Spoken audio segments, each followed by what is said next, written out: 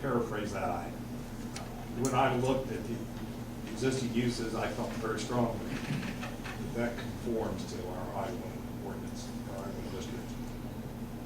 Not necessarily to the B3. I think it still fits in the B3 also. Question, what if everyone who bought these properties, though, bought it with the intent of buying I-1 for maybe resale purposes down the road, and now we're gonna change it to B3? It's a good question. We've mentioned, does anyone get grandfathered? My thought on that is if the zoning is changed, it will be what that zoning is, and I don't have a clear recollection at the moment. I want to research this, but our ordinance may or may not permit, even through the Board of Zoning Appeals, the allowance of those kinds of uses, the industrial kinds of uses in AB3. Keep in mind that you are not making a recommendation to council tonight, no matter what. And it has to come back to you for a hearing, and you have time, if you're interested in pursuing this. If you're not interested in pursuing this, it can end right here tonight. If you're interested in pursuing this, it does have to come back to you for a hearing, and at that time, you can make your final determination, and we can research some of these things a bit more.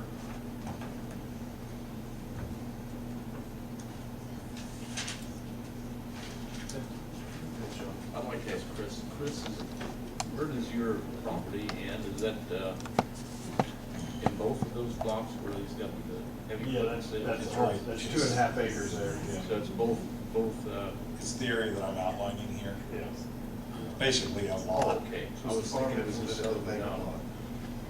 heavy equipment. The heavy equipment sales is a couple of parcels. Is that yours? No. Oh, okay. Yeah. He owns the farm implement sales operation up here.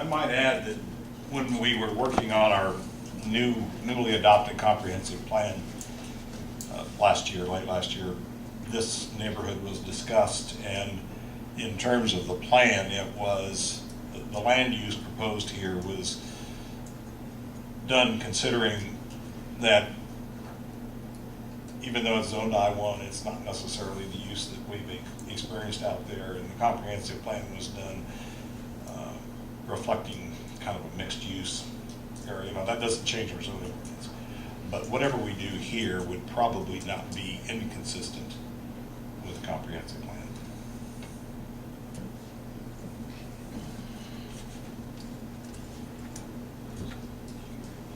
I don't think it hurts anything to have the hearing, to move forward, gather the information.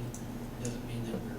Doesn't mean we're doing anything, but it lets the people know that have those businesses, if they have concerns, that they bought it intending to maybe sell it down the road as industrial property, we'll hear from you. And as far as he's concerned, the farm implement place, I thought that was permitted in B3, but I could be wrong. I don't have that in front of me. I think you're correct. I'm looking at the right section, it is included. In B3? Yeah. So I think you'd be all That might right. be one thing Chris. that board members would want to look at, obviously, that 155.033, I think, is the B3. Can I say something? Yes, sir. The only thing I'm worried about is if I gotta go back into my building and start doing my fab work again. And that's what I'm really worried about, because I do have to go back in my building and I start doing it, then I'm not regulating with you guys' rules What kind again. of fabric is it? Steel fabrication, it's not real big, heavy steel fabrication, but it's, it's fabrication of, structural steel. So I do bring, there is, some heavy stuff going on. So that's my consideration, making sure I can go Yeah, go back to it. Okay. Thank you, sir. Again, I still, unlike Jamie, I don't think it hurts to go ahead and pursue this further. Someone give me a motion? I'll make the motion that we pursue looking at having the hearing and rezoning the areas to B3 from the I-1. Second. We have a motion and a second. John, did you get the second? Jamie? Yes. Yes. Go ahead. Jamie? John? Yes. Kevin? Yes. Tom? Yes. Roy? Yes. Bruce? Yes. And for my clarification, Roy, you intended all of the I-1 property Right. that we see here? Yes.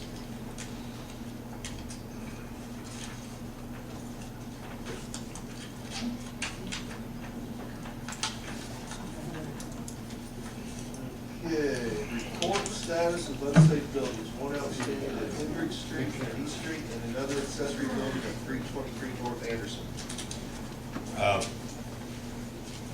What's all too regular of an item on your agenda is unsafe buildings. There was one last summer, late fall, located on the southeast intersection of Hendricks and East Street. The property belongs to the Finleys, which is an estate. And last fall contacted a representative of the estate. We met on site, we inspected the building. The building is structurally adequate, it's even a little better than adequate, it's structurally sound. The exterior desperately needs painted, but unfortunately our ordinance doesn't allow us to require that someone paint their building. It does allow that we require them to close openings in the building to keep them tight so that vermin and whatnot can't enter. I'm told the building, the residents hadn't been occupied for a whole long number of years, it's sat there vacant. They have worked on that property and they've made pretty good progress. There's still a little bit of work to do, and I need to get in touch with them again and remind them of what they need to do to satisfy the city. One of their neighbors is disappointed that they keep the place better. In fact, they're trying to sell their home, and they view that the condition of the house hurts their resale value, and that's probably correct. I don't know that we have any recourse to do very much more than what we've done. I will continue to work with them and try and get what we're entitled to. Beyond that, I'll see where we can do very much. Questions about that one? The other property is on the east side of Anderson Street, a half a block north of North Street. It is an accessory building, a garage on the rear of the property that looks like that. And you have probably seen this before.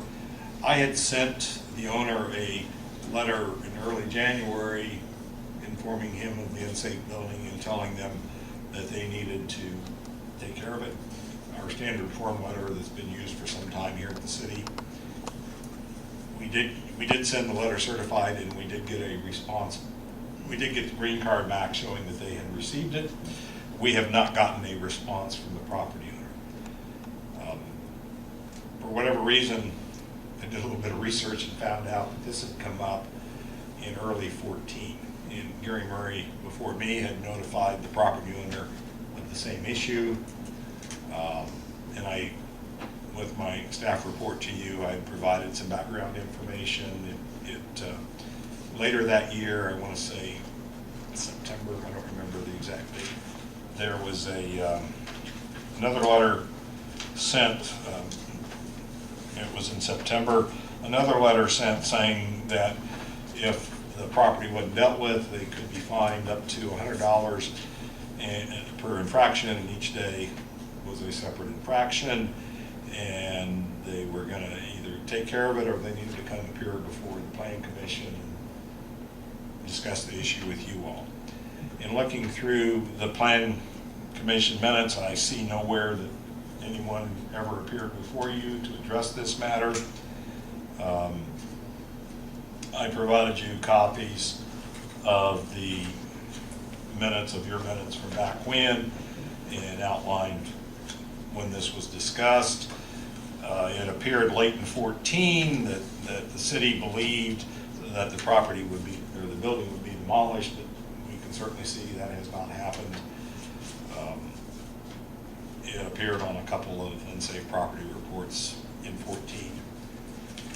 So I bring it to your attention and ask for guidance as to what we do with this.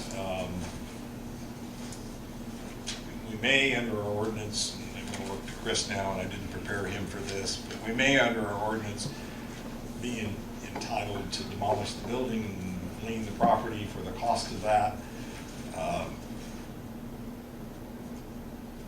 That would be something I would want to do with great caution, and to assure that we are standing on firm legal ground before we went to that extreme. We can attempt to find, I don't know exactly how that process works, and I would again look to Chris to I'd have to check. lead us through that. But I bring it to your attention and ask for your guidance. I guess my thought process first would be, why don't we look at the finding and how that works, then reissue another letter of certified mail stating on, a set date, give them a decent amount of time to handle it. If it's not corrected by then we'll start fining. And then if maybe 60 days, 90 days after that, if it's not been corrected by then we pursue demolishing the building. And then at least set that out in a letter to the landowner and give them the odd opportunity. And I'm not saying we give them 10 days, or maybe you give them 30 days or 60 days to address the issue from the time we send the letter. Is the roof the only, is bad? Is there other parts of the building that need repairs, or just is the roof what needs to be repaired too? Well, it's safe to say the roof is the worst of it. And to be fully candid, after I saw the roof, I didn't look very far past that. So we don't know. So you don't know if it's structurally sound or not? Yeah, But it's been like that for years. a significant amount of time. Yeah. The rafters cannot be in very good shape. Exposed to the weather for a period of time, they can't be too good. I'm surprised, if we get a heavy snow, and it's not falling in. The holes might be big enough to not allow a lot of accumulation of snow. It just falls right through. So the letter was sent, if you received back the green cards, so we know the owner has received the letter. We've not heard anything from the owner. That is correct. When the letter was sent, did he have a time frame that he was given in order to contact your office? You had seen a copy of the letter. You must take corrective action to remedy your building's defect within the next 15 days.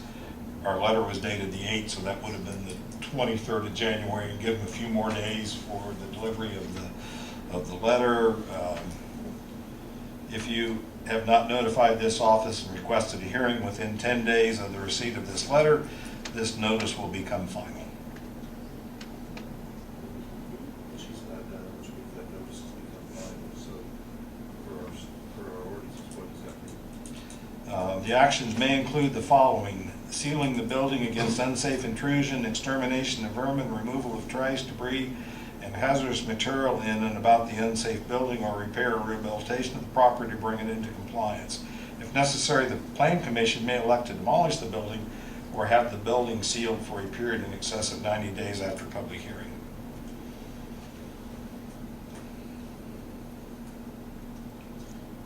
Unfortunately, if we don't push it, nothing happens. So we're gonna have to push something. I leave that up to you all to decide what, but we've got to go another step, I feel, to get them to do anything. If I may, Ron, wasn't there another outbuilding just not too far from down that, from there, that another landowner received a letter and they dropped the building? That's possible, but I don't. It was right there in that area. In that area? Yeah. It was down. They took care of getting the building down as far as the structure itself. In 14, when this was all going on, I think there were 2 or 3 buildings at that time, and I think the others were demolished. But this seems to be the outlier, and it came back around again. Yeah, it's definitely the same.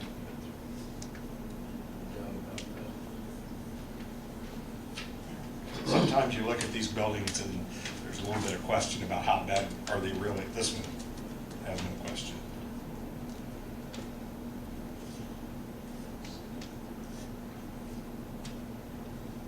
Should it be inspected to see if it's structurally sound or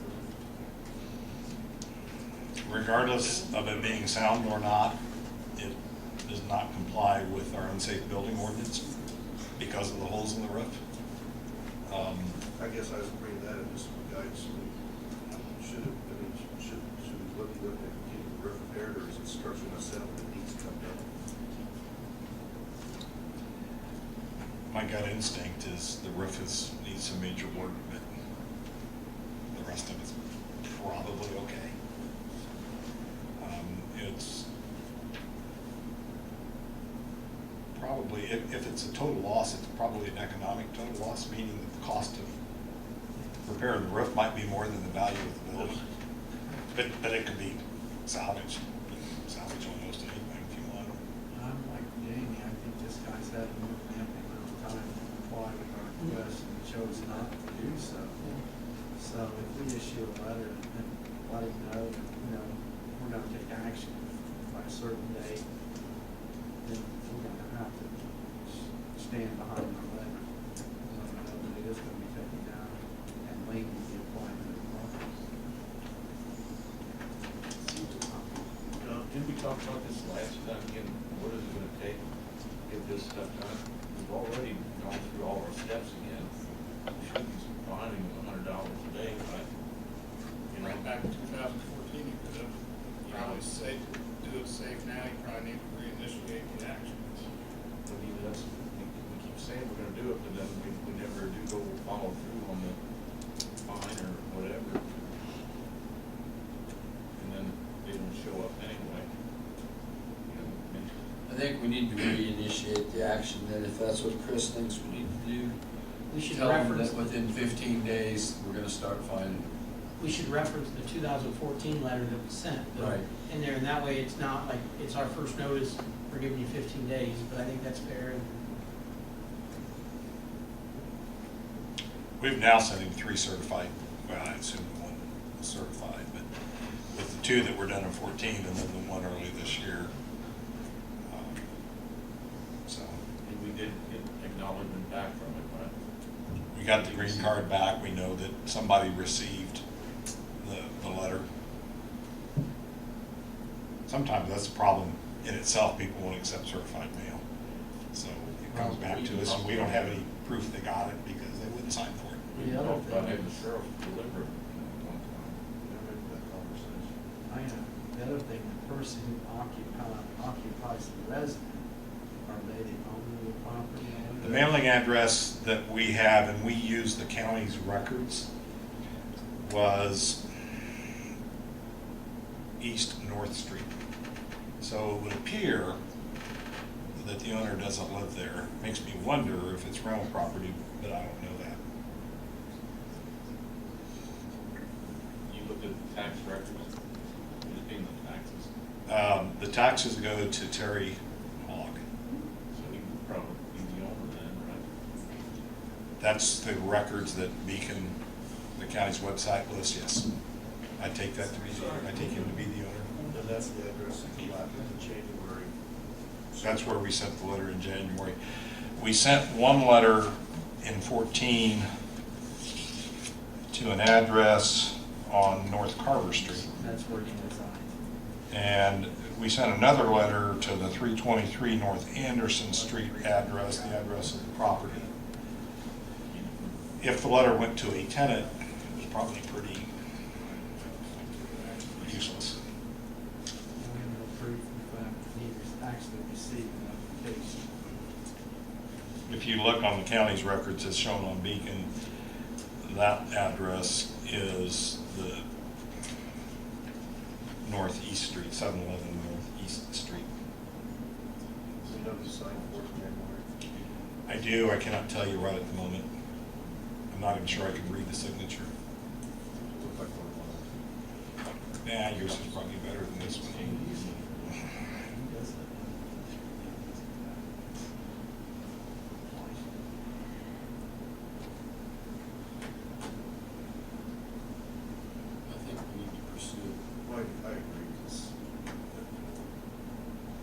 think we ought to continue,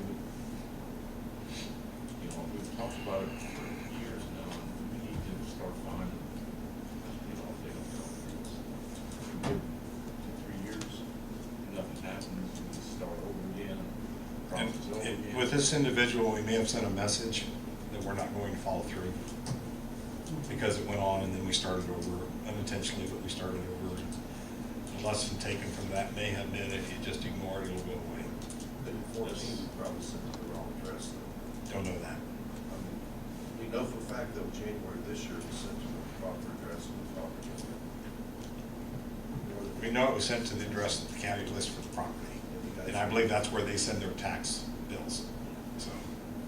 But I think we need to make sure that we get it to the right person, that they actually see and sign the letter themselves somehow, that we're legally. I don't know that you could send a certified mail for signature by a specific individual. But that's, we don't want to get in legal trouble, we need to get this thing taken care of. You know. I think if we send a certified mail, we're hitting our. That- Okay, Yeah, you're doing your due diligence. That's generally, I was gonna say, generally accepted as notice. So then I think we ought to start on every one of these that occur again, because, you know, these things have been going on for ever, never anything gets done. I hate to say make an example of anyone, but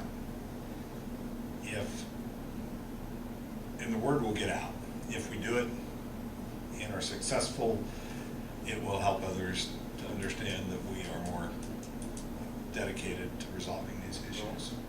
We need to be consistent, you know, and that's, I don't know who this person is, but we've gone so many year after year, and nothing has ever come about.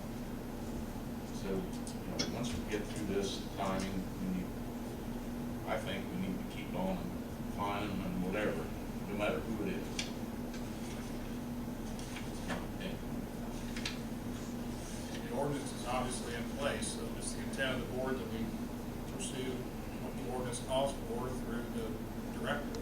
That's what your intent would be in direction to the director. I think that's it. Would like for Chris to carefully review the ordinances Yeah. and provide the necessary guidance so we take the right steps and don't get ourselves in trouble that regard. But other than that, I hate to wait another month or something to pursue that, though. I mean, I think maybe what we can do is make a motion that we pursue sending a letter giving the landowner, I don't know, 30 days. Whatever our ordinance. Whatever the ordinance says, Whatever the yeah. ordinance says. Whatever the Yeah. ordinance says. And And then I- start finding. And know that we're gonna do that consistently from here on out. and if that's your intent, I don't know that you need to wait a month for that. If you'll give Chris and I the guidance, we can address that. Yeah. I'll make that motion. I'll second that motion. I don't think we need a roll call. All in favor, say aye. Aye. All opposed, same sign. Having heard none, move forward. Okay. Other items of interest from plan commission members. Bruce? We've got another unsafe structure I wanted to maybe check up on and see if I can get some information. A house fire took place at 618 North Broadway Street approximately last year. It has been boarded up, it had tape around it, it's got signs posted on it as far as no entrance. But I noticed on the north and south side of the upstairs windows are still broken out, they're not boarded up. This property, my recollection is that it's been vacated for years. I don't know what caused the fire, what the determination was. I know the neighbors there would like to see it taken care of. I live on both sides of this piece of property. And I know it's gonna be a place where if kids wanted to go in, they can take a hammer and knock down the door and get inside. But there was a dumpster behind it where they did extract some of the stuff that was burned out. It's been placed there for quite some time, never been removed. I don't know if you're familiar with it or not. I visited that site the day or 2 days after the fire. There was some concern at that time. It was my opinion that other than the rear porch porch or the rear part of the property that had actually burned. The rest of it was sound, at least sound enough to allow the owners some time to get their investigations done, their insurer get their investigations done, and give them a little time to figure out how to deal with it. But we've had it done, and so it's time to move that process forward. It sounds like I will look at the property again, and we will notify them. We'll start the process, notify them of an unsafe condition. It sounds like it is, and ask them to remedy that. Whether they want to remedy it by repairing and rebuilding or demolishing, strikes me it's not our concern, it's up to them, but just something needs to get done. And they need to decide what's best for them. Doing nothing is not the option. Other unsafe properties? Well, not unsafe property, but could you go back to the picture you had of the hospital and the rezoning?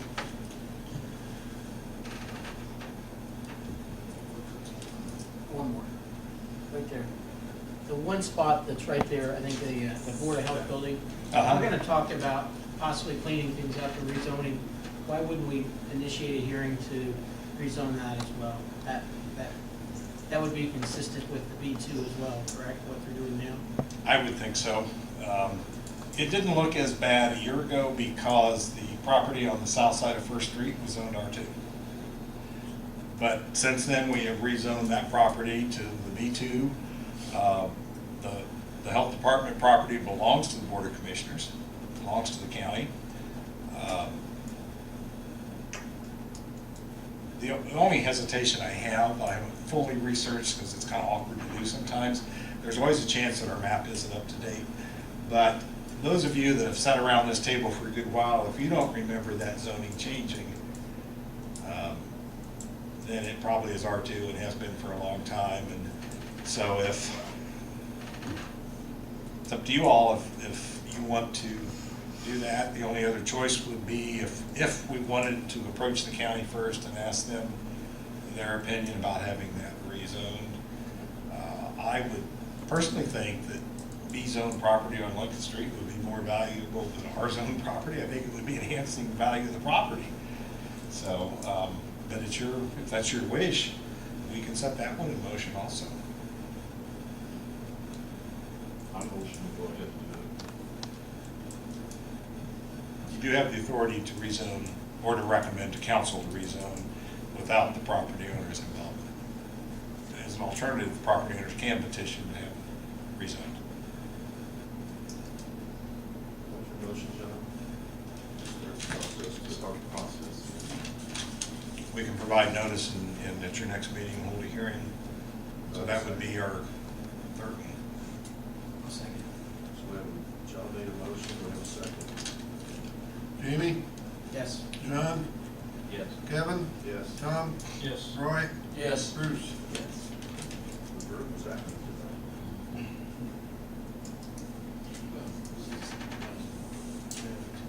Any other items of interest to the I commission? have a question, John. Absolutely. Something that would touch base on. Did you also said the hospital on the property north of that property that's outlined over the road, is that correct? This Where those three parcels are? property here, Yes.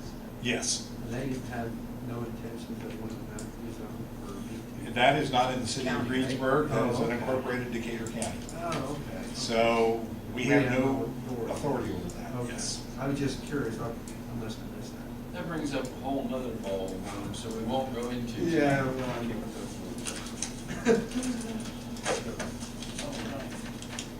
Any other items? Having heard none, I would ask for a motion of adjournment.